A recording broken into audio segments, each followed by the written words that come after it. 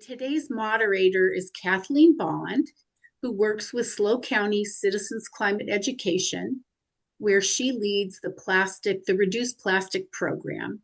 And I'm telling you, this gal's a force to be reckoned with. Kathleen successfully went after our local Sprouts for being out of compliance with the California Senate Bill 1053, which banned all plastic carry-out bags at store checkouts across California, starting back in January. And I'm really thrilled to say that thanks to Kathleen, our Sprouts here began offering paper bags at checkout in May of 2026. Now, Kathleen will introduce our amazing guest speaker who I have followed for goodness, at least 15 years and have admired her work so much. So over to you, Kathleen. Every 60 seconds of every day and every night, the oceans of the world receive 3 garbage truckloads of plastic waste. Now, I'm not including all the other waste and detritus that goes into our oceans. I'm only talking about plastic, 3 garbage truckloads of plastic every 60 seconds. In a 24-hour period, 4,320 garbage trucks offload into our world's oceans. That information given to us by the World Economic Forum in 2025. Well, I am here today to tell you that those garbage trucks have met one of the world's most steadfast and resilient activists. Dianna Cohen engages with 1,200 organizations and agencies in 75 countries. She is the founder and chief vision officer of the Plastic Pollution Coalition, and she has focused her activism toward a better world free from plastic pollution and free from its toxic impact on humans, plants, animals, waterways, in fact, on our entire biosphere. Dianna's work has been featured across the world media by outlets such as Al Jazeera, USA Today, and many, many more. She co-produced the documentary, The Story of Plastic, and she has been the recipient of numerous awards, including the very prestigious Global Green Award. Dianna, welcome. We are so honored to spend time with you today. I was hoping you might begin by recounting your personal journey from UCLA biology student to visual artist to prominent activist. Hello, Dianna. I'm really happy to be here. It's kind of an amazing day to be doing anything where I'm happy to tell my story, but just so you know, Plastic Pollution Coalition is in the process of launching a new report today that's called Plastic Expelled, and it's exposing the plastic industry propaganda in curriculum in schools. So we have like an all hands on deck thing going on with our entire small mighty team today. And then the other thing about today is I have really good friends who are in Spain, and they're all on top of mountains and sending me photographs of the eclipse, which is happening right now. So, or it was happening at noon, I think, Pacific time. So today is a very powerful day. I think I'm embracing it as a powerful day for change, for the change that we need. Okay, so hi everybody, I'm Dianna Cohen, and just by background, I'm a visual artist. I'm going to talk a little bit about that, but 17 years ago in 2009, I co-founded Plastic Pollution Coalition.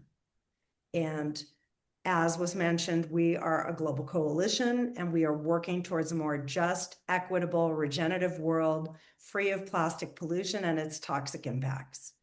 So that is me. This is also me. This is speaking at the UN. And a lot of this begins for me with the ocean. This is actually a photograph of the sea in Greece, in a place called Argostoli, which is on an island called Kefalonia, where my maternal grandfather was born. And I grew up here in Southern California in Los Angeles. not that far from the Pacific Ocean. I used to take the bus every day in the summer to go to the beach and body surf and swim. So I'm a big fan of the ocean and being in water. I feel really good in water.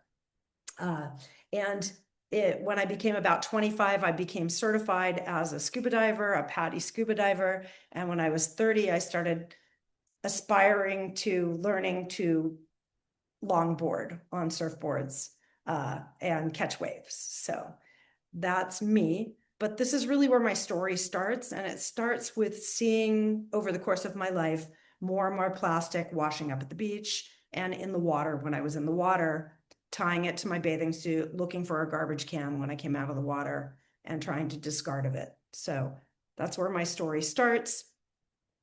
I also, I went to UCLA.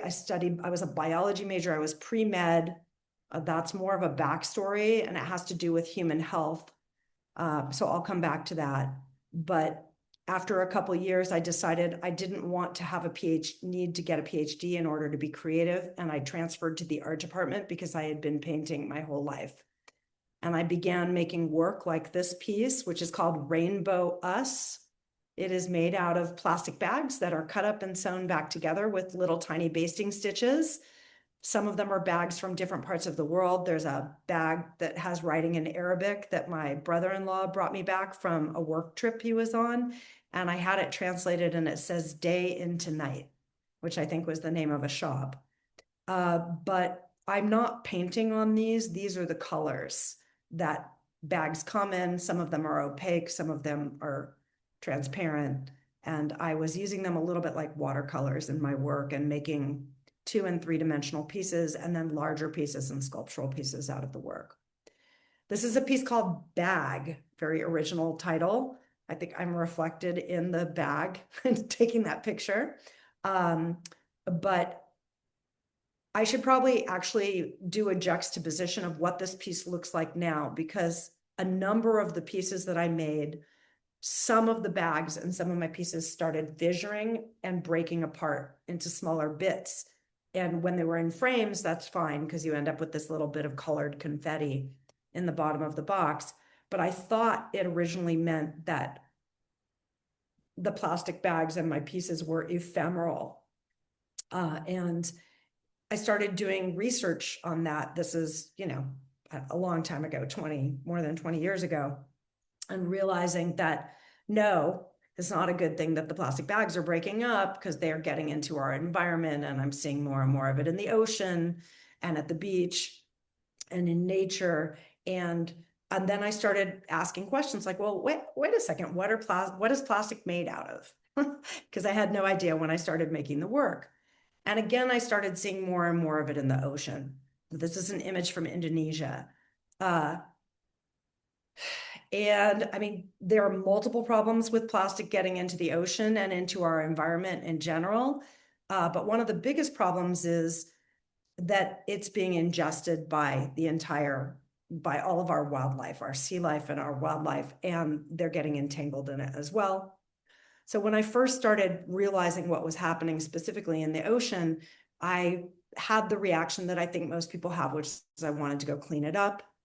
And I spent a year creating a business plan to go clean it up because I imagined a lot of things that I think a lot of people imagine. I thought there really was just an island of trash floating on top of the surface somewhere in the Pacific Ocean, and that I could travel to it and collect it and gather it and chip it up and cold mold it and turn it into bricks or do something useful with it.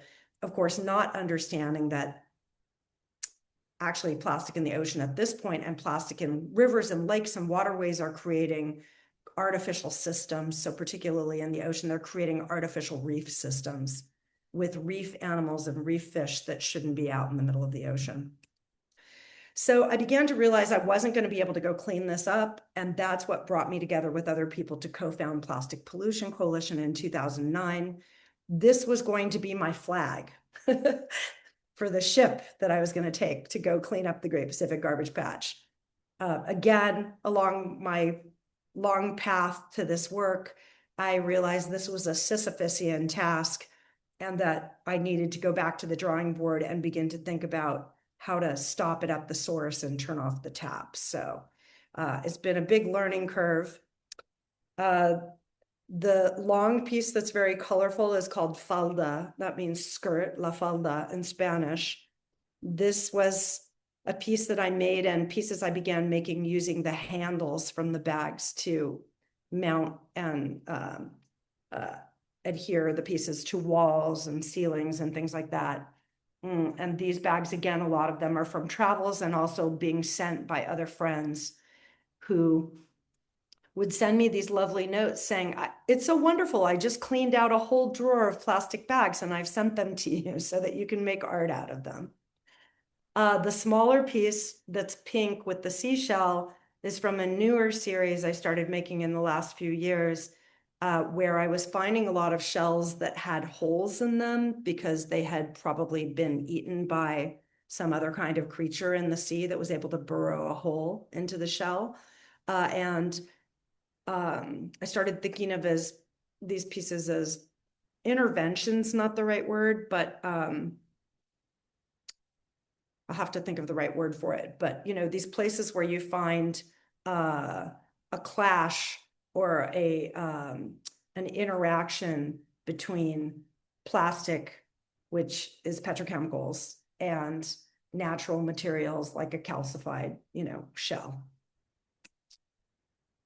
This was a large piece that I made called The Bridge. I made it for the opening of a space called the Ben Maltz Gallery at the Otis School of Art and Design in Westchester. It's right by LAX, if anyone's ever been over there. It's a school of design and art. And this piece, it probably doesn't look that big in this image, but it's 25 feet long by 11 feet high. And all of the segments of it are suspended from plastic bags and plastic bag handles. It was a really fun piece to make. It took me quite some time to make it. So this is a photograph I took once we had already co-founded Plastic Pollution Coalition. This is in a place called Freedom Island. It's in the Bay of Manila in the Philippines. And I stood on this beach, and behind me were probably 50 activists from 10 different organizations or more, all working on a very thorough beach cleanup that took multiple years to do.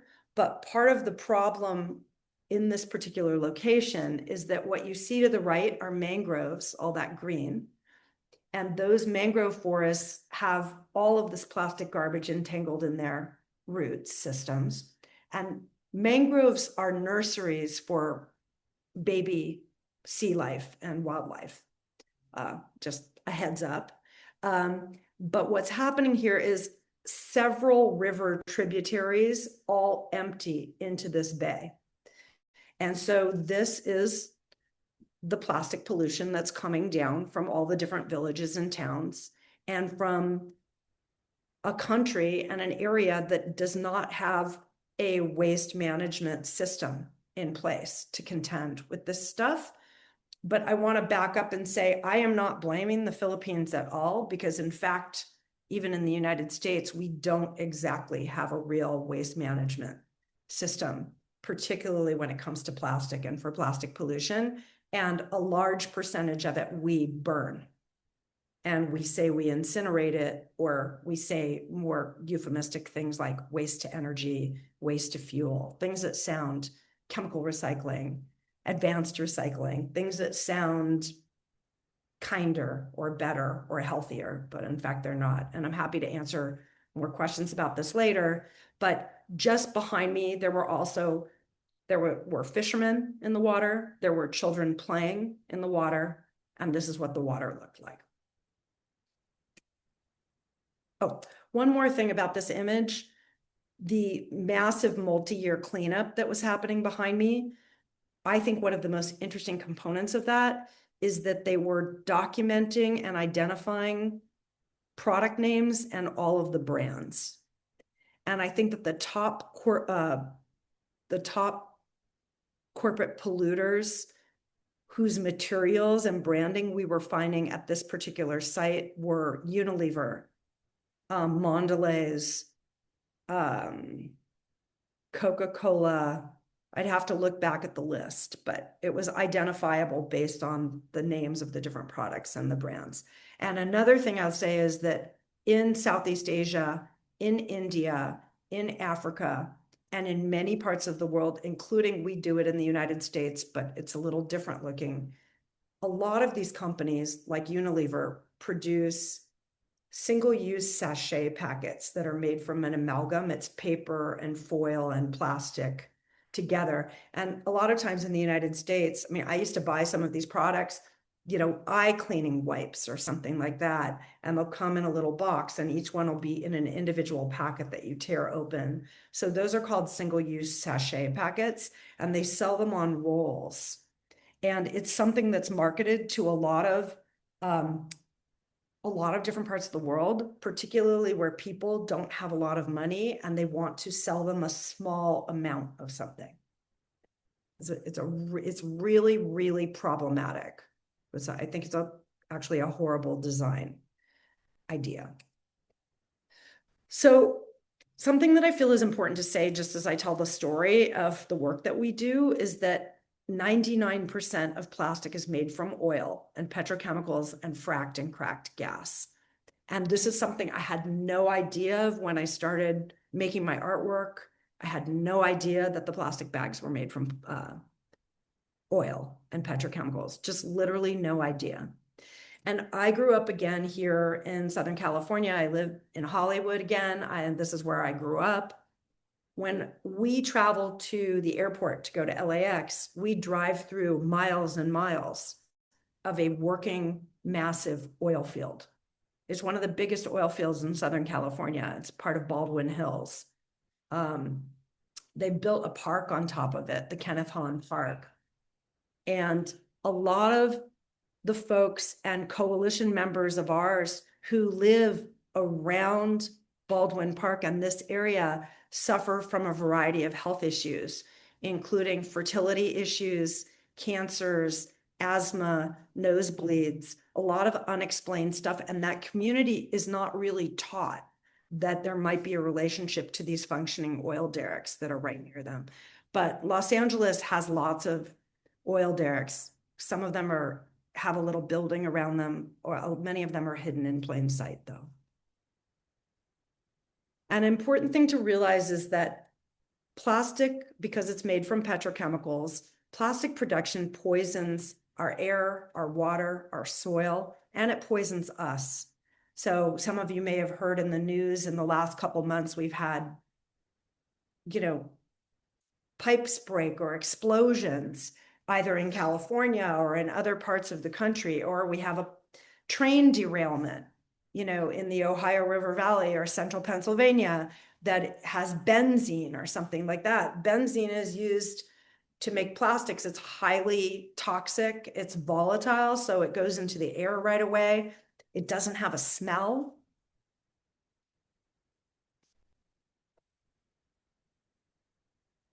And then maybe most importantly, and I feel like we've all been firsthand witness to this, particularly this year, but starting it back in 2024, is that our use of plastic and burning plastics and burning fossil fuels and petrochemicals is fueling the climate disaster that we are currently living in. And I was just working in meetings and working on projects in Europe for on and off for about 2 months. And I was literally experiencing heat waves in London, in Brussels, in places where, and last year or 2 years ago in Geneva during the plastic treaty negotiations, in places that have no air conditioners because they have never needed air conditioners. And the solution's not for the whole world to have air conditioners, although I think it gives us some respite, immediately if we're able to afford to bring in air conditioners and pay for the energy that it takes to run those. But yeah, the last 2 months, I feel like I was just running from fires, bad air, and 90 to 100 to 120 degree weather in places. And it was it's not sustainable. And it's not, it doesn't contribute to a habitable planet for human and animals to live on or plants. So basically, what I'm saying to you is plastic is polluting us in a lot of different ways. This is a photograph that we took in Indonesia. I might have actually been in Micronesia and Palau, but we've done and been part of and partners on a number of different expeditions looking at how plastic pollution impacts ecotourism in different parts of the world, and meeting with groups that are part of our coalition to learn about work and solutions that they're focused on. It's very, very interesting. And this is probably not the image that I would have included for plastic poisons people. I think I would have really included an image to talk more about children eating and drinking and babies eating and drinking everything out of plastic and plastic baby bottles. I mean, you know, cheese is a challenge. If we're lucky enough to have a cheesemonger or a shop we can go to, I always ask people to wrap things in paper. And if I'm really thinking ahead, I bring my own containers. Well, we haven't even gotten into really microplastics or nanoplastics, but there's now quite a bit of information and research showing that we have microplastics in our bloodstream. It's been found in human brain tissue, in placenta, both on the mother's side and the baby's side, in testicles, in our lungs, deep in our lung tissue. And there's a study that came out at the end of last year that said that if you have microplastics in your arteries, you're 4 times more likely to have some kind of heart infarction or stroke. So microplastics are real. They're smaller than what is in this image, but I just wanted you guys to see the little round balls in this image they're also referred to as nurdles or mermaid tears, and they're kind of pre-consumer plastic pellets. They often come in giant bags. There was just a big spill of a huge container with these in the UK, and it's washing up all over beaches now. And people are trying to clean it up. But the biggest problem with these little tiny balls is that all the sea life, everything that lives in the water, mistakes this for fish eggs and food. So they ingest it. And we work with one of our scientific advisors out of the University of Tokyo, Dr. Takada, and he's been running something called the International Pellet Watch for 20 years or so. And he has people send him these little tiny nurdles or plastic pellets from all around the world. He and his students geolocate those, and then they test the surface. And when I went to his lab to meet with him, he said to me that they found up to 1 million times the persistent organic pollutants attached to the surface. So when these things get in the water, they attract and they collect and kind of absorb to their surface all the pesticides that run into the water, or all the pharmaceuticals, all the heavier chemicals that don't have anywhere to go are attracted to these because they're oleophilic. So I can go down rabbit holes. I'll try not to. I'll try and keep us more high level. I promise you I'm coming to solutions, which is my favorite part.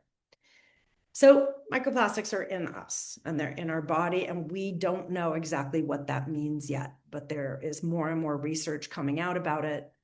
And there's definitely a film right now on Netflix. I don't know if you all have seen it. I encourage you to watch it. It's the whole last third of it is very happy and solution oriented. It's called The Plastic Detox.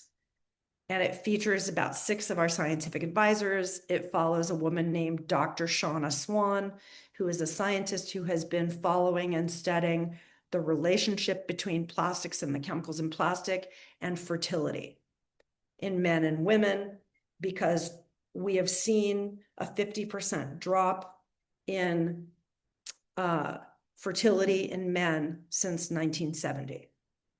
And they are predicting that by 2040, 2050, there will be men with sperm count 0.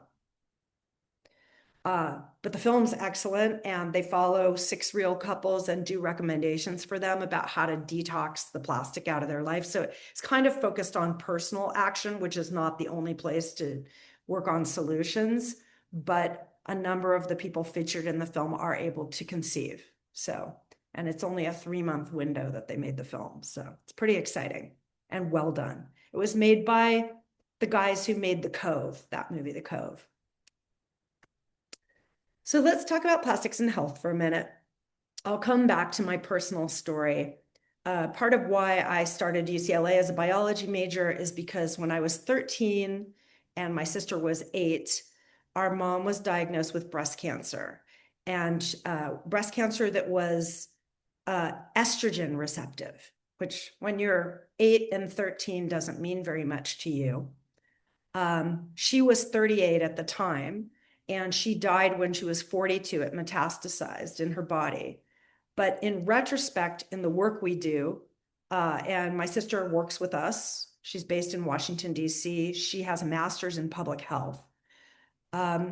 What we've come to understand is that the chemicals in plastic and plastics feed breast cancer and brain cancer and prostate cancer.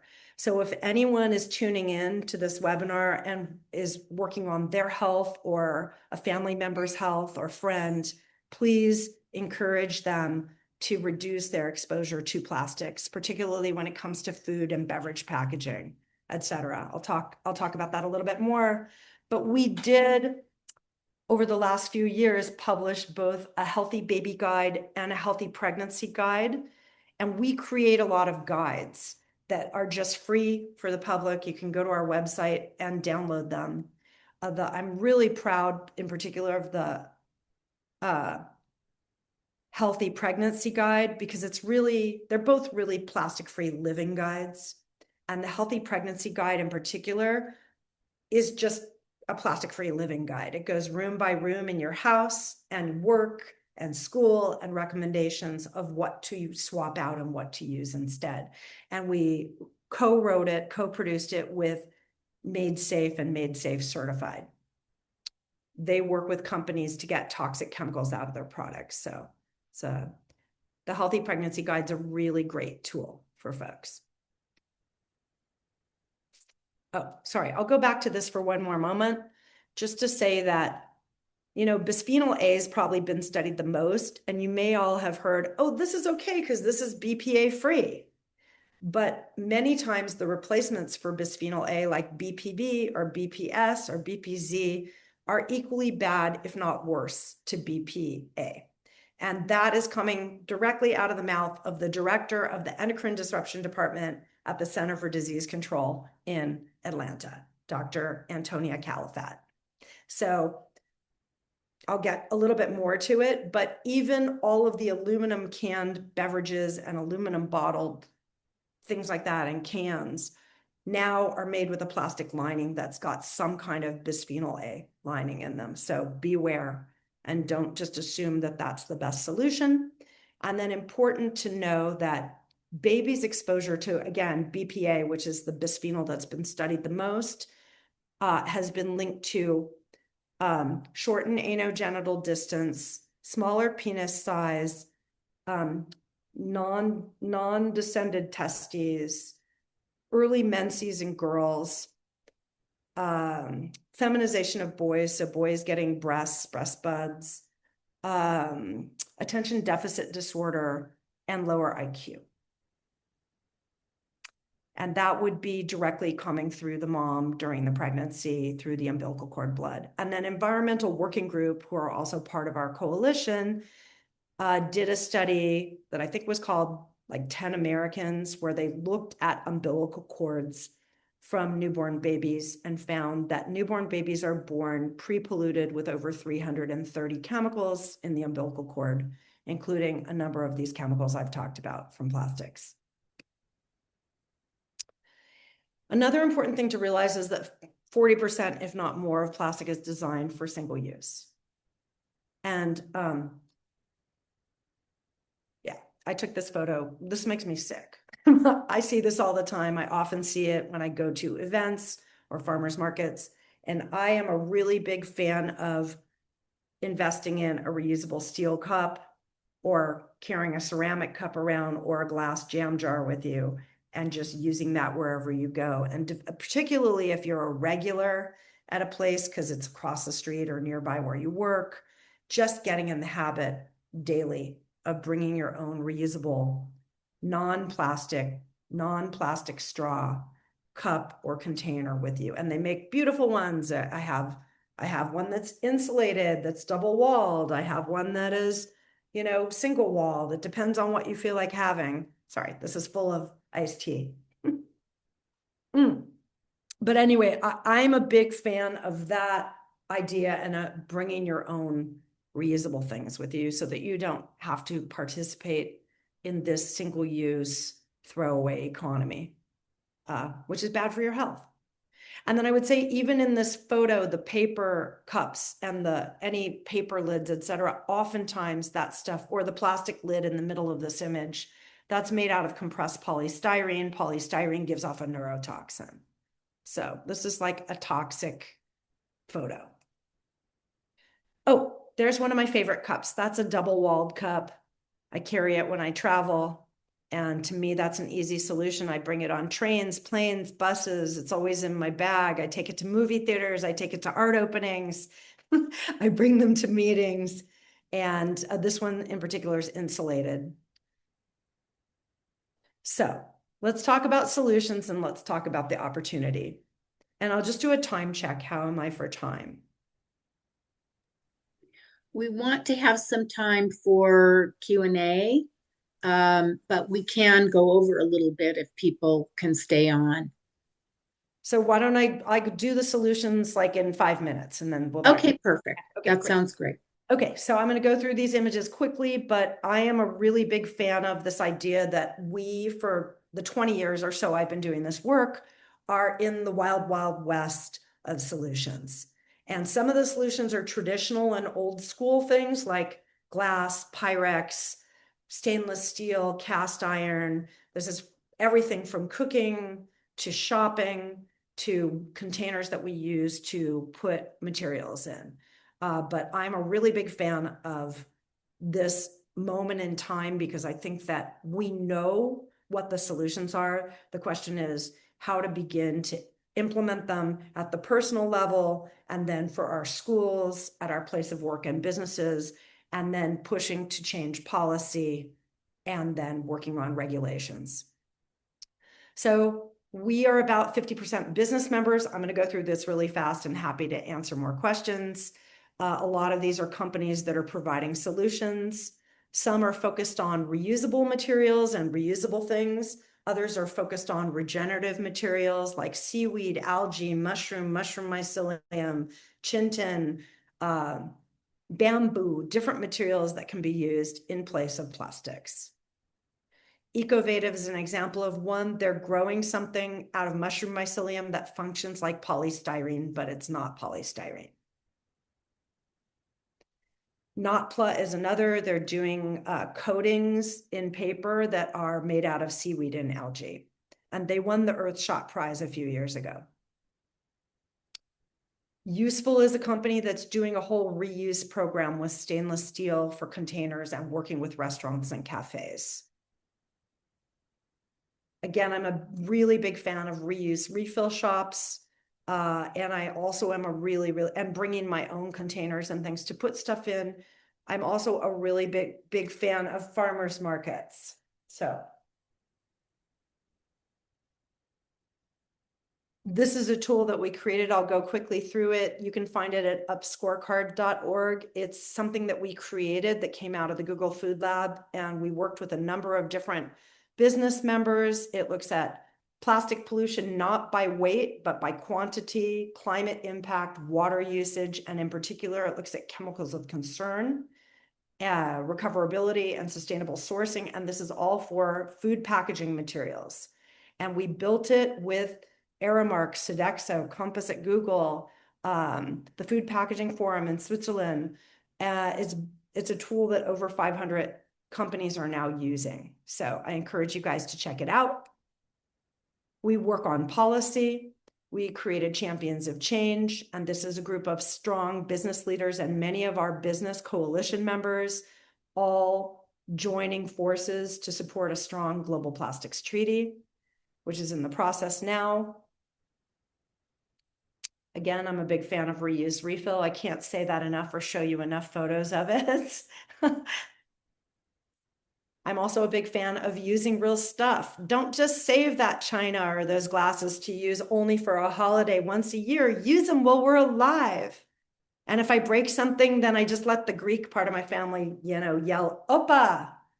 And then we go on. If something breaks, oh well, but at least we're using real stuff. Again, I'm a really big fan of farmers markets. I kind of go crazy. I'm friends with all of the farmers that I buy stuff from. That leads me to shopping more seasonally and eating more seasonally. And that is the middle of the kitchen at my house. I bring my own canvas bags. I bring my own cotton little mesh bags to put things in. And then those containers that you see for the eggs or for the berries, I fold them up, I collect them, I refill them, I bring them back every week and give them back to the farmers. This is my niece who's about to turn 15, so she doesn't mind me using this picture, but I love the idea of making real things, making real food, and not eating a lot of processed food, which is generally packaged in plastic. We work with a whole slew of artist allies, visual artists and singer-songwriters, filmmakers, professional athletes, but ultimately we need to turn off the tap. This is a piece by Ben Von Wong that was at UNEP in Nairobi. It actually helped catalyze the beginning of drafting an international global plastics treaty. It's 30 feet high.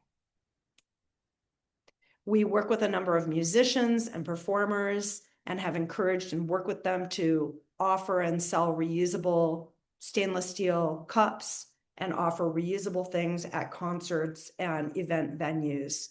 And if you guys do events like that up in San Luis Obispo, I encourage you to pursue this and find sponsors to help underwrite and support it.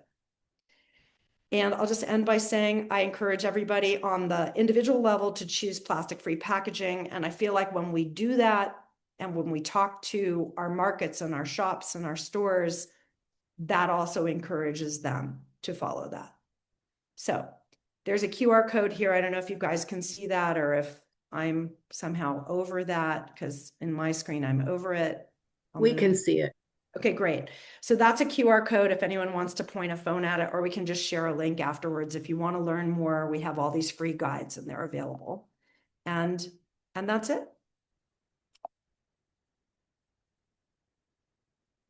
Thank you. And I'm excited to answer questions if I can be helpful. Dianna, thank you very much. Just right at the end of your show there, you were showing the young people, holding, some of them were holding signs. And it reminded me of the program that you did, Speaking Truth to Youth, where you talked about, reduce, recycle, reuse. We all know that, but you added a fourth R. Could you comment on that, please? Sure. So we took the 3R model, which actually was created by industry, by the way. It's reduce, reuse, recycle. And we encouraged everybody to add refuse onto the front. So whenever possible, refuse single-use plastic. Wherever you go, if you order something, say no straw, please. We don't need straws. If you do need a straw, maybe invest in and carry your own. I can hear mine in the bottom of my bag. I'm looking for one to hold up, but you saw people holding up the stainless steel straws. I'm a big fan of straws on the occasion that I'm drinking iced tea, which would be right now. Thank you so much.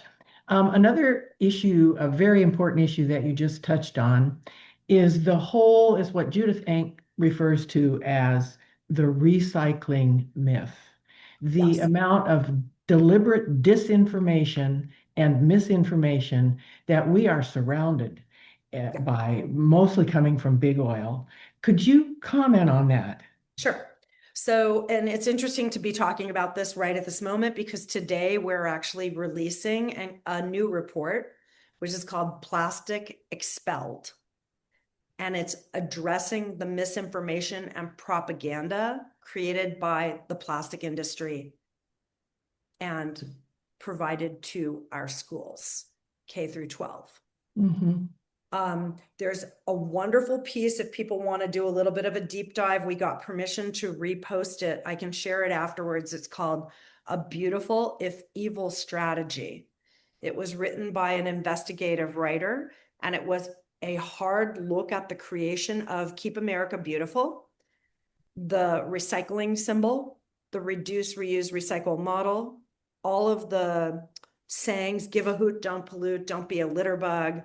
It was all part of a massive, potentially at this point, $1 billion campaign to move the responsibility for pollution onto individuals and the public.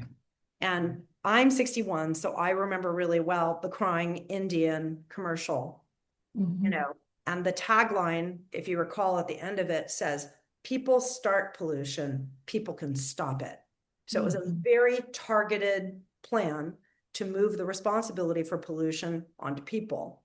And the recycling symbol, I mean, we passed some policy where we're trying in the state of California to try and get that removed from packaging because it is a lie. The numbers only identify the different types of plastic. They do not mean that it is being recycled. They do not mean it can be recycled. They do not mean it will be recycled. And I like to say that the thing that the plastic industry recycles the best is the myth that plastic can be recycled. Yeah, absolutely. Our listeners may be interested to know, you're mentioning the chasing arrows and that there's no regulation. If I decide to put something in the market tomorrow, I can put the chasing arrows on it. That has a bit of an interesting history.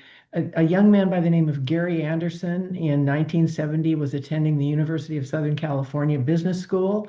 And at that time, the business school was asking, they actually had a contest because it was 1970, kind of the beginning of the recycling era. The business school had a contest to see who could create a logo. And so Gary Anderson did that, and now it's all over, and it doesn't mean anything. I'm so glad you mentioned that. Well, Kathleen, just one more thing to that. They spent $30 million on just a campaign around that to make us think that we could use advanced recycling and it was all fine in 2024. So I mean, and that we're really talking about a lot of money. It is marketing money for them. And they obviously have no interest in changing anything because at this point, with people making the shift to solar and wind and these I'm going to call them less toxic forms of, energy production, moving away from coal, petrochemicals, fracked and cracked gas, they see the writing on the wall and they've been seeing it for a while. And they know that plastics are their plan B, C, and D, single-use plastics to sell to people so that they can keep pumping stuff out of the ground. But absolutely. I mean, it breaks my heart in all the places that I've been and all the folks that I've talked to and all of my colleagues who are directly impacted and live on the fence line in Wilmington, in Long Beach, in San Pedro, on the Gulf Coast, in Houston, in all along Baton Rouge, in Cancer Alley, all the way down to New Orleans, like friends of mine in central Pennsylvania and the Ohio River Valley and Appalachia. It's like, it goes on. And then internationally, I'm just talking about the United States. And it's amazing how I had a girlfriend who worked for NASA in the space program, and she was in a place called Jupiter, which is like a suburb of Houston, Texas. It's where the Space Center, the Johnson Space Center is. And we'd go out to nice restaurants and we'd go dancing. Then I went on another trip, a toxic tour on the Gulf Coast, which is only a few miles away from where she lives. And it's a whole other world where Exxon is building a playground out of a bunch of plastic junk for the community there and saying, look, we gave you this playground for your children. Meanwhile, we're poisoning all of you. Yeah, exactly. That's a really good example. Dianna, just one final word from you, if we might. So for all of our listeners today, to move from advocacy to action. What would you say is the most important action that we take as individual citizens to join you? Well, one, it's free to join our coalition and everybody is welcome. I'd like everyone in the world to join Plastic Pollution Coalition. So we're .org. You're welcome to follow us. You're welcome to download guides and use any content we've created that will be helpful to you for yourself personally, for your family, in your schools, in your place of work. And if you really want to roll up your sleeves and get more involved, or you're philanthropically leaning, we can always use support for our work. Learn about this new program that we're literally are launching while I'm talking to you. Today I was up until 11:30 reviewing the report last night. And I'm just going to also say I wake up every day really enthusiastic about this. I have no idea why. Like I said, I just watched like a lot of Europe burning around me this summer. And yet I feel like this is right at our fingertips. We are so fortunate and we have so much. I think about it even when I turn on the tap, like I don't want to waste any water because I know there are other people who don't have clean water. So we have so much. And how are we going to choose to use that? Be it at the individual level, again, in an educational or school level, in our place of work and what we're doing as a business. What are we doing in our town, in our city, for our state, nationally, internationally, and supporting and signing petitions, writing letters to people. And if you're extroverted like I am, like go to Trader Joe's or go to Whole Foods and say, I would like to be able to buy this packaged in glass. Why don't you offer, I only want to buy one lemon. Why is it in a plastic mesh bag with 10 other lemons? Just get involved in asking that stuff. And then of course, with all the craziness going on, if you're lucky enough to live somewhere where you have open farmers markets, support your local farmers and food growers, support them and buy your food that way or grow food. If you have a little, I have a friend who has little potted plants and has herbs and tomatoes growing out of his window. Do whatever you can. But, I would say don't feel discouraged about this. I think there are a lot of really, really good people. Actually, I think there are millions of us who care about it. And there are a lot of businesses that are committed to and providing alternative materials, alternative packaging and products, and support them. Again, philanthropic or a person who's an entrepreneur and interested in investment, look to some of those companies and help them scale. Help us bring them, to a place where everyone has access to them. So, yeah. I would like to see a big move on Trader Joe's part. They seem to be one of the worst offenders. Have you had any luck trying to get to Trader Joe's? We've had some luck on and off, and we have had a petition years ago, and I forgot that I did this. I created a Facebook page that was called Love TJ's Hate the Plastic. And one day, one of our notables, Beth Terry, who wrote this Plastic-Free Living book, she contacted me and she said, oh my God, this is your Facebook page? And I said, oh yeah, I just created that one night when I was feeling angry and I needed to do something proactive, but I haven't kept it current. So, I would say the best thing that we can all do is I always talk to the manager. I'm the most boring person at Trader Joe's. I always say something to the management if I go in there and it's problematic to buy something. But it's really challenging because even these Tetra Pak containers are made with an amalgam. They've got plastic coating on them. Even when we buy things in glass, oftentimes the cap, has a plastic coating in it. So, it's problematic, but I guess I go back to being an artist, and as an artist, I think artists are problem solvers, and I think we've designed this problem so we can also get ourselves out of it. I don't know if anybody carries bamboo utensils, but I'm like a huge fan of these. I've got chopsticks and a fork, knife, and spoon. And I carry these all the time. And so often when Yeah. my niece and nephew were younger, we'd go out somewhere, and I'd make them each use one of these, so that we didn't have to take plastic utensils. But I mean, we worked with Yelp actually, it was right before COVID, to get them to make people opt in if they wanted plastic cutlery when they ordered food, or just single-use cutlery. Because before that, everybody just automatically gave it to you when you ordered to-go stuff. So I think that there are a lot of solutions. I think they're all around us. And I encourage, especially you all, Kathleen and Susan, and all the proactive people who are part of this SLO Climate Coalition, to just, step up there and have conversations with people and let them know your preference as, I don't want to call us consumers, but as a person who, is using your money and your dollar to change things, and to support products that you believe in that are not poisoning people. Dianna, it's just great that you bring that down to the everyday living of people and all those solutions that you offer that we can do just in the course of a regular day. And I want to say personally, I was so glad to see you with your bamboo utensils, because for a long time I thought I was the only person in the world that carried those around.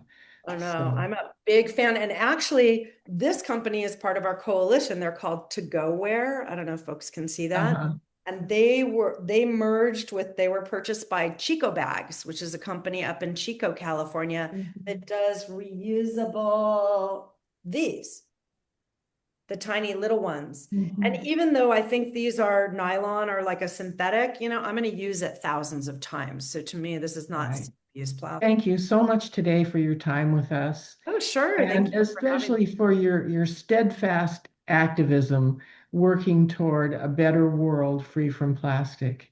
And we wanted to thank also Susan, Jill, Erica, and Mason, who's here with me, for all the behind the scenes work preparing today's presentation. Oh, there's a quick question here. Oh, Do we have okay. time for Oh, that? yes, we do. We have about 5 minutes. Okay, you mentioned that it is important to start at the source of plastic production slash companies, but you concentrated on individual actions. Can you talk more about change at the source? Sure. So we work with a lot of groups that are based on the fence line and front line of, like I said, Exxon, Mobil, all of these different petrochemical facilities where they're manufacturing the feedstock and the basics that become plastics. And so if you wanted to focus your energy there, I mean, there is a whole petrochemical coalition, and then there are the groups on the front lines. So it depends where you are. If you wanted to get involved in a specific action in one of those places, there's Fence Line Watch. They're based in Houston on the Gulf Coast. There's Descendants Project. I won't be able to think of all of them off the top of my head, but a number of them are all coalition members of ours.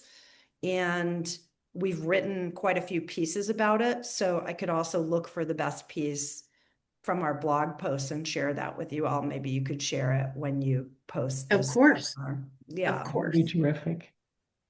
Thank you so much for your time and all the work that you do. We really appreciate it. And special thanks to Kathleen, who's our little warrior here in San Luis Obispo. And we're going to, keep it up. And thanks to everybody who joined us today. And I had one more thought.